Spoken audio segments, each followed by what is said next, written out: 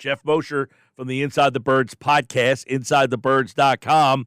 The premise there of which guy is the top priority, Geoff Mosher. I'm going to go, I want to see what you think, but I'm going to go with Zach Baun as the guy who is the top priority for me to bring back this offseason. Do you have you identified your top priority of the Eagles free agents? Well, I would say priority is not just related to talent, but ability to sign. So if you were to take the money out of the equation and say, how would you rank the top three Howie Roseman and organizationally? I think Milton Williams would be the top of that list because of the importance that they put on defensive linemen and the depth that they have there. I mean, you have Jalen Carter, that's great, but they won because of Carter and Milton Williams consistently pushing that pocket, and Milton's a tough guy to replace. Now, I'm not going to downplay the impact that Zach Baun had, but historically we know inside linebacker is a position the Eagles haven't valued as much as defensive line. So to me, when you talk about value, it would probably be Milton Williams, Zach Baun, Mekhi Becton. And you can almost put Becton number two, again, because of what I talked about with the organizational philosophy. But when you start talking about the money that's involved and what's more realistic, Milton Williams is probably going to command a truckload of money on the free agent market. Mekhi Becton might get a pretty good deal for being an offensive lineman. Zach Baun's going to be an interesting one because, is he going to get Patrick Queen money? Are there going to be a lot of teams after 1 year that line up and say, yeah, we're going to pay this guy $18 million a year? I don't know. And I don't think the Eagles know yet either. I think that's all stuff that's got to be shaken out over the next 3 or 4 weeks. But it may wind up being that Baun comes back out of those three because of the value matching the need and the market not being as ripe as it might be for a defensive lineman or an offensive lineman. Yeah, and I'll tell you why Baun for me, okay? Because I just was, before you jumped on, your offense is in place for the next 2 to 4 years, this core group of guys. I mean, you've got Brown, you've got Smith, you've got Hurts.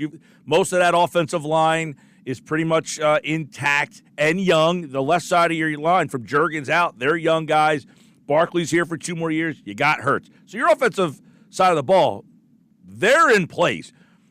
You've got Carter and Hunt and Smith. So you've got some guys up front. Your secondary, 3/4 of your secondary is locked up pretty much the next 3 to 5 years.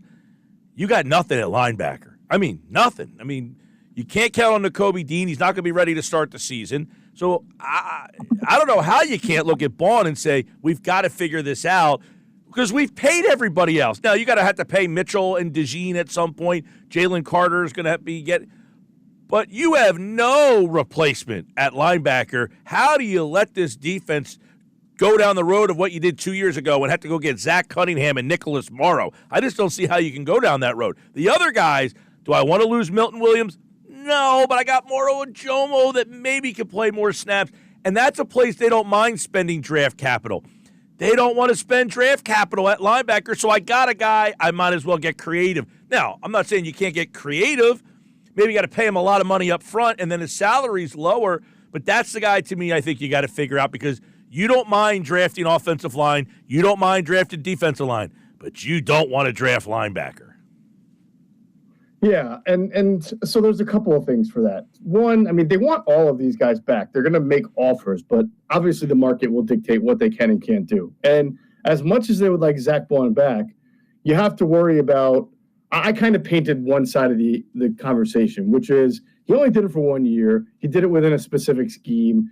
Are a lot of teams really going to value him as a Patrick Queen type of linebacker when he really only did it for a year and he wasn't expected to do that? The other side of the argument is he was a defensive player of the year candidate. He was amazing, and teams who have money to spend may go out there and try to reset the market and feel very comfortable giving this guy Patrick Queen money plus one because it's now a year later. And so the Eagles always have a walkaway number, Mike. So if somebody out there says, we'll give, I think Queen's at 13.5, Milano might be 14, something like that.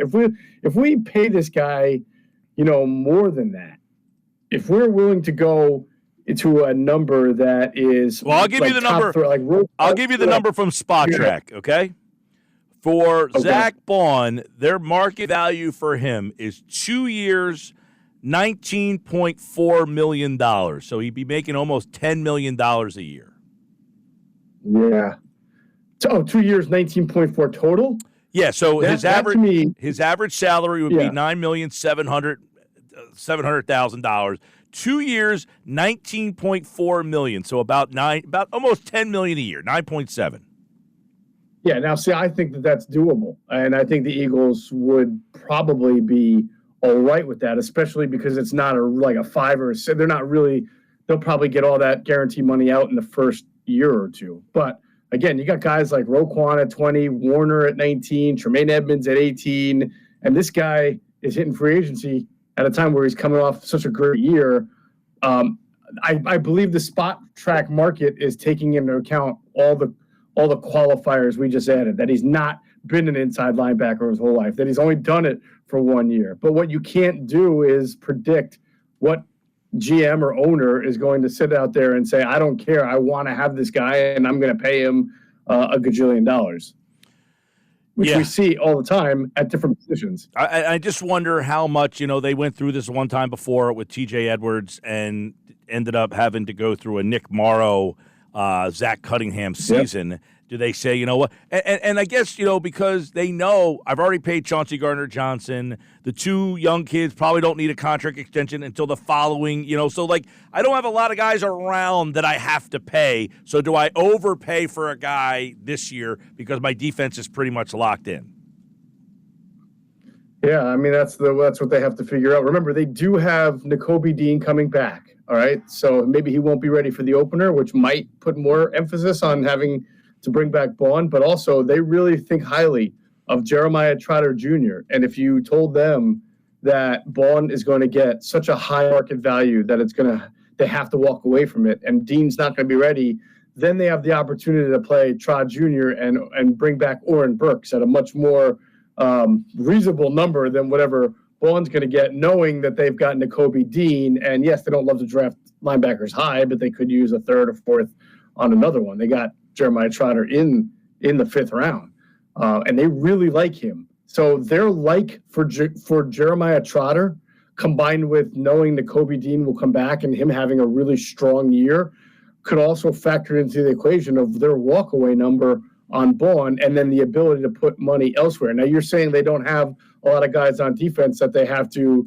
reward just yet. You're right. And if they lose Milton Williams, that's one less guy they have to pay. But on the flip side of that, Reed Blankenship was probably due for an extension. And on the offensive side, CamJurgens is due for an extension. And this would be the time that you'd probably want to try to get Nakobe Dean locked up, because he's coming off another injury. He is 3 years into his 4-year deal. This is typically when you like to give your guys long-term extensions. And the fact that he's coming off another injury might allow you to have a more team-friendly deal than had he been healthy the entire year. Because he had such a strong year, you were looking at the idea of paying Bond and giving Nakobe an extension that was going to be pretty market value. And now it seems like one or the other, and they may just decide Bond's too expensive.